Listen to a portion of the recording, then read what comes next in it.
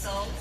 I'm a coach and a speaker, and I work with chronic illness and sexual trauma victims and survivors. And in that, I have become a forum speaker, I have taken groups, and I've created my whole wellness and been able to give other people the opportunity. Can I get my water? That's not it. Thank you. So in order for me to understand cannabis, I had to be in the right state. I wasn't here. I am retired Air Force. So for me, I had to go through a lot of Western medicine things. So I'm going to give you a backdrop, and I'm just going to hit the major things for you. So Living Free Souls has two parts, mind, body. With Living Free Souls, I began to give my life the opportunity to flourish with cannabis. I'll name these names. I was diagnosed with rheumatoid arthritis, ankylosing spondylitis, IBD, fibromyalgia, neuropathy, endometriosis, just name a few. I've had over 36 surgeries and procedures. I am 36 years old. My day began with 30 pills for all of those. And with those 30 pills, I had residual effects on my body. I did have a miracle baby. With that being said, it was my blessing because he was the one that planted the seed for me. That's the body part. The hard part, the hardest part, was I have a mind part of the cannabis. I was very, very scared cannabis could not help. Trauma is not just accidents, sexual assaults. Traumatic events can come in any form for any person. We all have an autogenic system. We all have a neurological system that allows us to respond through our mind and body connection. I say all that to say this. You heard what I went through physically. Emotionally, mentally, psychologically. I was molested, I was raped as a teen, and when I was in the Air Force, I was kidnapped and raped. When I left, 6 months later, I deployed for an Operation Enduring Freedom, where my supervisor pulled me out of my tent and tried to rape me again. So while I was going through my physical traumas of autoimmune disease, I knew my scars were much worse inside of me. I don't give power to saying that I have demons inside of me, because let me tell you something, I got a whole lot of love and ain't got no room to live with. So, I want to give you empowerment for that. I do want to tell you this. We all have trauma. We all know someone who has been through trauma. We all have the opportunity to heal ourselves.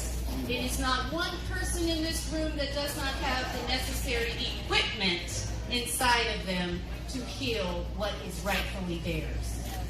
So I say this to you through Living Free Souls. If you know someone that is suffering through a chronic illness, even though I have had many years being bedridden, even though I've had many years where I had to be locked up in an institution to be taken off of those 30 medications, I was not treated well through Western medicine. I was not treated well because no one understood the true nature of what trauma does and how it can show up in many different ways. You can look at someone through mental health and look at someone with trauma, and you can match all of their symptoms, and I can promise you they will look exactly the same. Your communication, your relationships, all of those aspects of you are all stored inside. We all have a neuroplasticity inside of us, meaning we have a memory. The fibers of what we are, the experiences that what we are encompasses us to be able to do the purpose that we are meant to do for this world, so that the universe can continue to operate at a higher level and a higher frequency to heal one another. I say this to tell you today, like any day, we all can be cannabis miracles. It does not take you having a magnitude of my problems. It does not take you having a magnitude of any of those autoimmune diseases that I've listed. It takes you standing up for yourself when a doctor looks at you and says, you have this condition. You go home Get off Instagram. Get off Facebook. Go to your nearest medical journal. Google what they diagnosed you with. Recognize they only knew you for 30 minutes. You didn't tell them about your traumas. You didn't tell them about the things that were bugging you deep down inside and that you hadn't slept in 8 days. You didn't tell them those things, so you can't expect them to treat you appropriately. You have to stand up and be the advocate for yourself. And as a cannabis community, we all have to enrapture all of us in a nice package and say, I know this woman that had IBD and stayed at the house for 2 years and went to the bathroom 20 times a day and bled out. I know that woman. She was standing in front of me. She did it. My husband and my son did not know that I would ever get better. Every single day they had to wake up and wonder, is she going to be cold when I touch her? Or is she not going to wake up? When I recognized the depth of trauma that things had happened to me was through my son. I had a procedure. Excuse me next door, how y'all doing? I can't hear myself. I'm just saying. Sorry, I gotta think. So, I remember after my surgery, my son had come to me downstairs running. And Crystal and my son is best friends with Crystal's son. And they are actually little geniuses. They're both in engineering school. And they're 14. One is 14. So that just tells you mamas with trauma can raise some fantastic babies. Yes. So I say this to you to say, I was sitting at home with my baby. And I had ice packs all over me. And he runs downstairs. And about this time, he's less than 10. And that was like surgery number 20. And he comes down and he says, Mommy, I found it. I found what's going to make you better. I know what's going to make you better. And I looked at him and I said, Timmy, what are you talking about? He says, Mom, you know how much I love Dr. Sanjay Gupta, right? And I said, yes. He says, he did a series and I recorded all of them on direct TV. I said, what kind of series? He said, do you know what weed is? I said, I absolutely know what weed is. And he says, I know it can help you. I said, all right, let's get it. So we PCS, we came to Las Vegas. I found the first medical doctor, Dr. Carmen Jones, who's here to support me. This woman armed me. Her business, magnificent, this woman right there. I showed up with 8 files an inch thick. I sat in that appointment for 2 hours going over every ailment. I left out with 2 manila envelopes full of Cannabis Education. I had 10 books I needed to read. I had 12 websites. And I had a whole plethora of all of you out here, all of your handouts. I learned cannabis from inside out. I show up.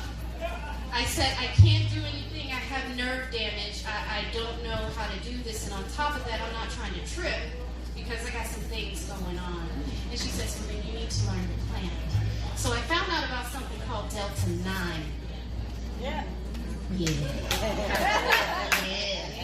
Found something about Delta 9. You want to talk about it for depression and anxiety. That is the type of thing that people get that stigma. I'm going to go ahead and knock the stigma off right now. Right now, let's take it off. Every single one of those medications and diagnoses that I told you cannabis does one. I take one pharmaceutical medicine right now, and I am here. Living Free Souls is alive and well. My company is well. I am well. I've traveled this world for the last 7 months, finding all kinds of different marijuana from India to Mexico and Jamaica. I got to go through and sit down with Damian Marley's in Jamaica at his dispensary and lounge. Let me tell you something. We got a lot of growth to do. We can catch up to this. These people in these countries have nothing and much less than us, and they are thriving. What does that tell you? Cannabis is real. It's real.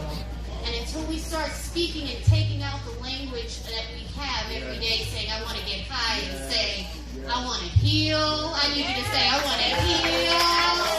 Let me heal. That's what we're doing. I don't want to get high. I want to heal. That's right.